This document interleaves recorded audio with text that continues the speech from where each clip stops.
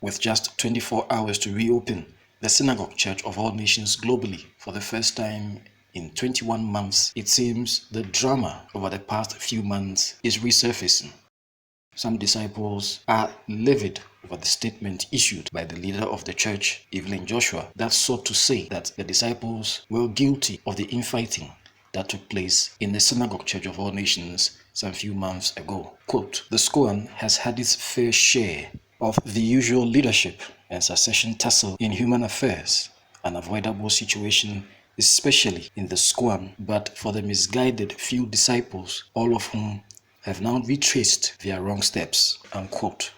This has not gone down well with some of the local disciples who questioned the words used in the statement when, according to them, she was the one who was on the wrong side of the whole problem at the Scoan when she took over. First, they said we had stolen money from the church vault and we were taken to the EFCC, and when they discovered we were not in the wrong, they could not tell the world. So where were we wrong when she was the one who started wrongly by chasing disciples and prophets out of the church so that she can get hold of the entire church structure? One of the disciples spoke to a Nigerian media outlet on conditions of anonymity since it was not allowed by the Scoan media policy to grant such interviews. Indeed, the EFCC had confirmed last month after its thorough investigations that there was no wrongdoing on the part of the prophets and disciples following allegations of fraud and money laundering leveled against them.